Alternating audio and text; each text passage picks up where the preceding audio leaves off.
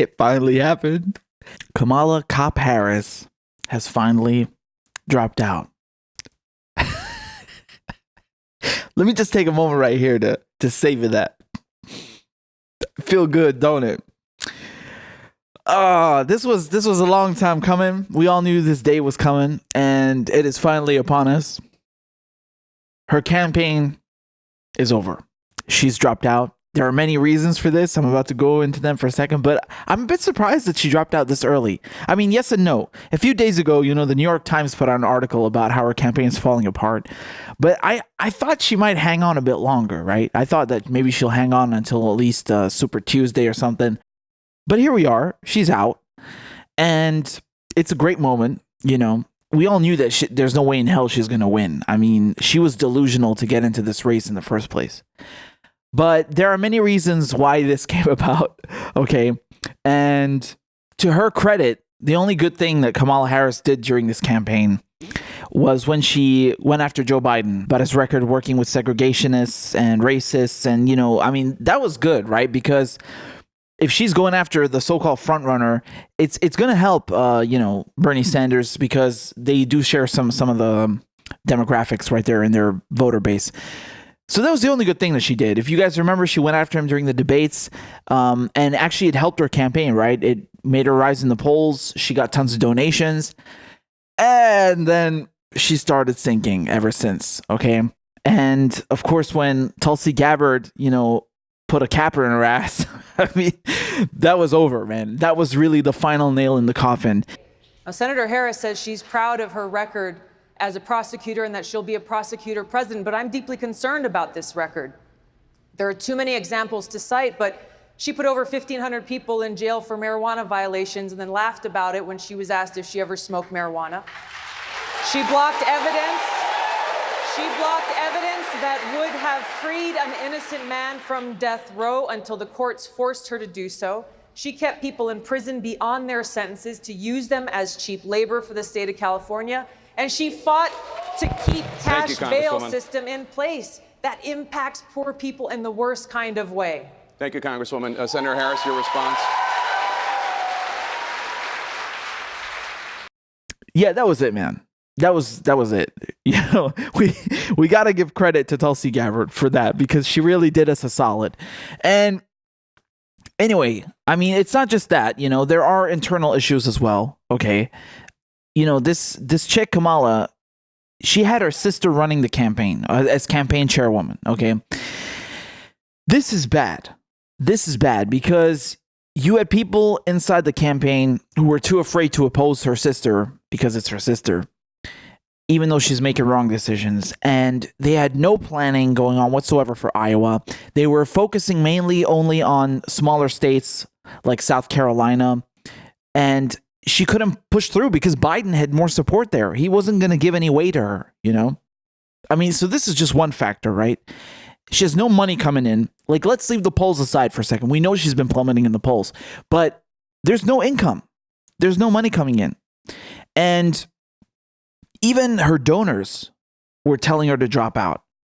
And, what's going to happen now is all that money that the donors were giving her, guess where it's going? It's going to Joe Biden and Buttigieg. And by the way, their campaigns reached out to her donors because they kind of saw like, oh, okay, you're over. So we're going to go chat to your donors so they can give us the cash.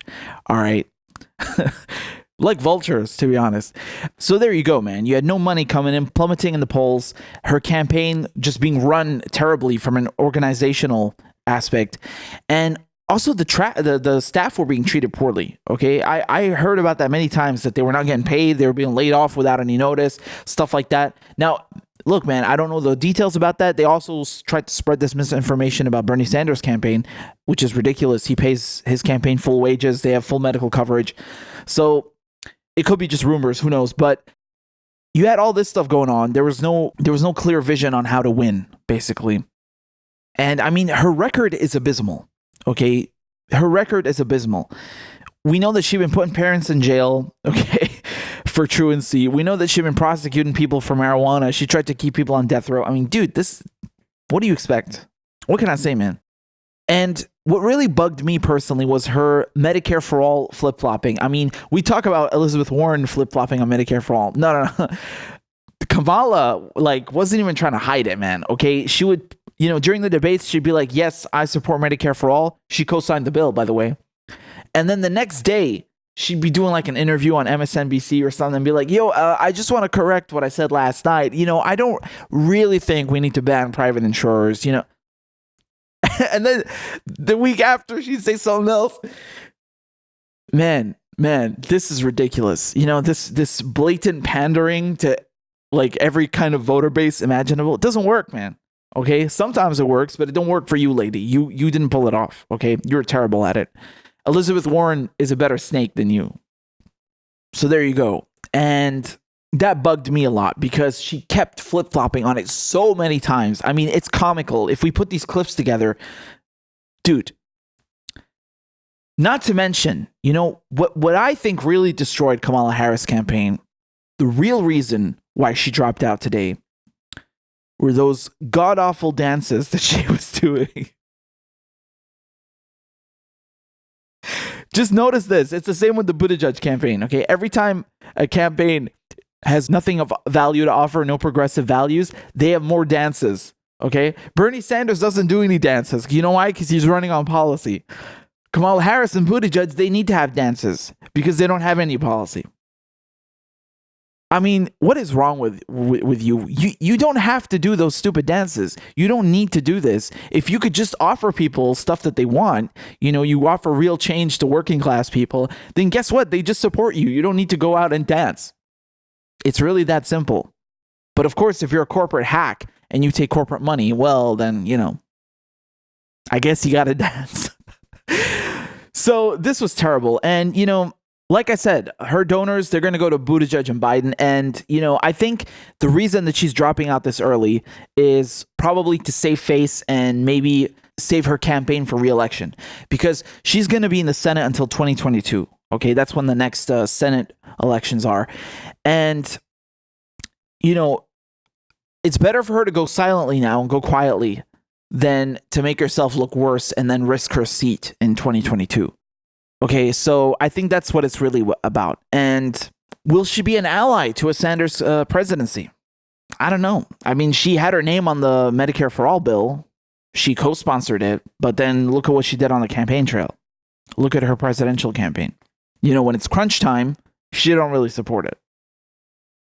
So let's say Bernie Sanders wins, he becomes the president. Do you think Kamala Harris is going to stand in his way, or is she going to be an ally in the Senate? I don't know, man. I wouldn't bet on her. I wouldn't count on her. Okay. What's really astounding to me, though, is that you still have Castro in this race and Booker and Amy Klobuchar. Like, how is Kamala out, but you're still in there? That don't make no sense to me, man. Like I said, man, I keep saying this. This election is one giant clown show. It truly is. I mean, this is really bad. Okay. And I can't wait for these people to drop out. Kamala was a really, really nice bit of news today. Tons of people were sending me this stuff. I was so happy. I was like, really? She's out? Yes.